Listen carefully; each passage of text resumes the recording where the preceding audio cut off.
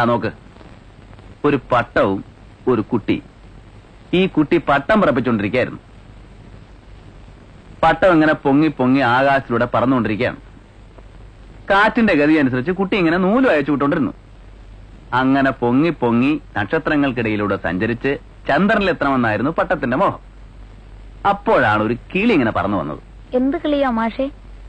എന്ത് കിളിയാ തനിക്കിഷ്ടം? തത്ത. ശരി, എന്നാൽ ഒരു പച്ച തത്ത തന്നെ ആയിക്കോട്ടെ. ഒരു തത്ത ആ വഴിക്ക് പറന്നിങ്ങനെ വന്നു. തത്തമ്മ അത്ഭുതപ്പെട്ടു പോയി. ഒരു കടലാസ് പട്ടം ഇത്ര ഉയരത്തിൽ പറക്കേ? തത്തമ്മ പട്ടത്തെ അഭിനന്ദിച്ചുകൊണ്ട് പറഞ്ഞു, കൊള്ളാലോ നീയെ, കിളികൾക്ക് പോലും ഇത്ര ഉയരത്തിൽ പറക്കാൻ പറ്റില്ല. അപ്പോ അഹങ്കരിച്ചുകൊണ്ട് പട്ടം പറഞ്ഞു, ഇതിനേക്കാൾ എത്രയോ ഉയരത്തിൽ എനിക്ക് പറക്കാൻ കഴിയും. ആ നൂല് കെട്ടിയിരിക്കുന്നത് കണ്ടോ?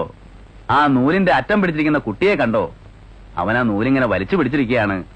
ആ നൂലില്ലായിരുന്നെങ്കിൽ പറന്ന് പറന്ന് ഞാൻ ചന്ദ്രനിലെത്തുമായിരുന്നു എന്ന്. പച്ചത്തത്ത അത്ഭുതം കൊണ്ട് കണ്ണു മിഴിച്ചു. അവള് പറഞ്ഞു, അങ്ങനെയാണെങ്കിൽ ഞാൻ ഈ നൂല് പൊട്ടിച്ചു തരാം, നിനക്ക് ചന്ദ്രനിലേക്ക് പറക്കാവല്ലോ. അപ്പോ പട്ടം പറഞ്ഞു, എങ്കിലൊന്ന് വേഗം മുറിച്ചു തരൂ, ഈ കുട്ടി എന്നെ എന്റെ ഇഷ്ടത്തിന് പറക്കാൻ സമ്മതിക്കുന്നില്ല. തത്ത നൂലറുത്തു മുറിച്ചു. നൂല് മുറിഞ്ഞപ്പോ എന്തു സംഭവിച്ചെന്നറിയോ? നിയന്ത്രണം വിട്ട പട്ടം തലയും കുത്തി താഴേക്ക് താഴേക്ക് വന്ന് പതിച്ചു. ഒടുവിൽ അതൊരു ചെളിക്കുണ്ടിൽ വന്ന് വീണു. പാവം കുട്ടി അത് കണ്ട് കരഞ്ഞുപോയി. നന്നായുള്ളൂ. എന്ത്? ആ പട്ടത്തിന്റെ അഹങ്കാരം.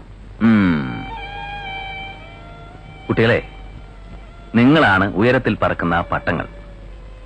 പട്ടം പറപ്പിക്കുന്ന കുട്ടി, എന്നെ പോലുള്ള മാഷന്മാരും. എത്ര ഉയരത്തിലും നിങ്ങൾ പറന്നോളൂ, ഞാൻ അയച്ചു തരാം.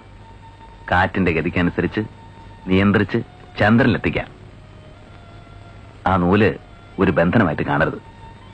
അത് പൊട്ടിച്ചു കളഞ്ഞാൽ നിയന്ത്രണം വിട്ട് താഴെ ചെളിക്കുണ്ടിൽ വീഴും.